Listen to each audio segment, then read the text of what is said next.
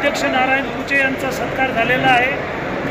तालुका अध्यक्ष शत्रुघ्नजी कनसे आणि भारतीय जनता पक्षाच्या पदाधिकाऱ्यांचा सत्कार, युवा मोर्चाच्या पदाधिकाऱ्यांचा सत्कार, किसान आघाड्यांच्या पदाधिकाऱ्यांचा सत्कार, महिला आघाडीच्या पदाधिकाऱ्यांचा सत्कार, ओबीसी आघाडी, भटकविमुक्त आघाडी, दलित आघाडी, अल्पसंख्याक आघाडी, जवळपास 500 कार्यकर्त्यांना वेगवेगळ्या प्रकारची पदं वाटप झाली आहेत। वेगवेगळ्या पक्षातनं भारतीय जनता पक्षावर विश्वास ठेवून या मतदारसंघाच्या विकासाला पाठिंबा देण्यासाठी वेगवेगळ्या पक्षातून 500 कार्यकर्त्यांनी आज भारतीय जनता पक्षात प्रवेश केलेला आहे।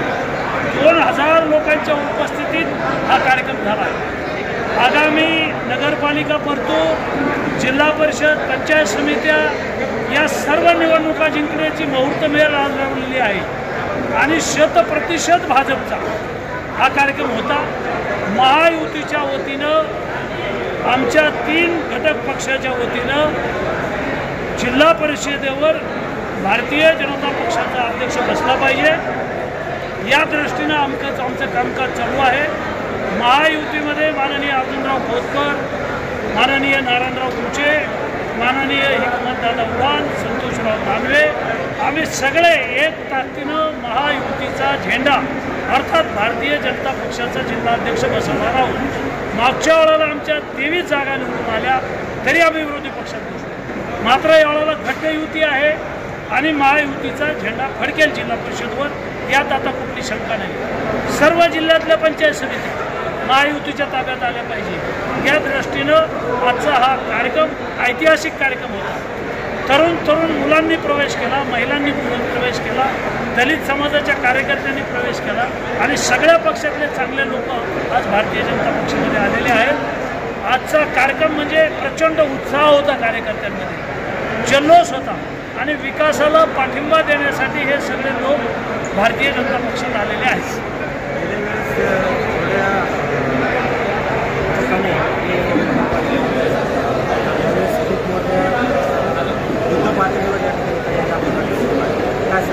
परतूरच्या नगरपालिकेच्या हद्दीमध्ये शहरामध्ये इतकले खड्डे होते, एक रस्ता धाडायचा नव्हता। 100 कोटी रुपयाचे शहरात रस्ते मंजूर केले, ते कामं झाले। 10 वर्षात एकही रस्ता फुटलेला नाही। आत्ता 15 कोटीच्या रस्त्याची कामं आणि उद्घाटन करून कामं चालू करायची आहेत। शहरात 700 कोटी रुपये दिलेले आहेत, 220 केवी केलेलं आहे, नाट्यगृह केलेलं आहे, मागासवर्गीय मुलींचं वसतिगृह केलेलं आहे 10 कोटीचं, अतिरिक्त जिल्हा सत्र न्यायालयाची इमारत 10 कोटीची आहे, नगरपालिकेची इमारत गळकी होती, फुटकी होती, बसायला जागा नव्हती, 6 कोटीची नगरपालिकेची इमारत इथं मंजूर केलेली आहे। शहरामध्ये 700 कोटीचे रस्ते आणि विकासाची कामं झालेली आहेत। 1000% भारतीय जनता पक्षाच्या ताब्यात या शहरातले लोक नगरपालिका देतील असा आम्हाला आत्मविश्वास आहे।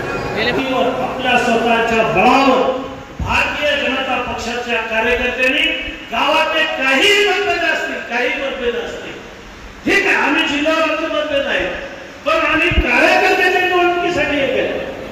लोकसभा, विधानसभा याच्यासाठी आपण भांडत बसू, पण उद्याची लढाई ही जालना जिल्ह्यातल्या भारतीय जनता पक्षाच्या कार्यकर्त्यांवर, त्यांना लोकप्रतिनिधीमधून निवडून आणण्यासाठी आम्ही सगळे नेते एकत्र येऊ आणि जिल्ह्यातल्या सगळ्या ताकदीनं संस्था ताब्यात येऊ।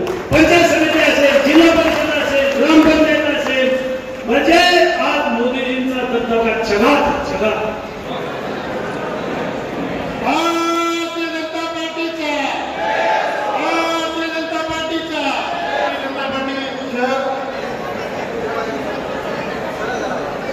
परतूर शहर युवा मोर्चाकडे आहे, त्यांनी देखील व्यासपीठावर नंदू नंदेला युवा मोर्चा तुमचं जवळ कधी ती फांदी तुटत त्याचा पत्ता नाही लागायचा, पण बबनराव लोणीकरचं झाड हे भारतीय जनता पार्टीचं झाड आहे। भारतीय जनता पार्टी ही कार्यकर्त्याला आई समान असती, आमच्या आईचा सन्मान म्हणजे भारतीय जनता पार्टीचा सन्मान आहे।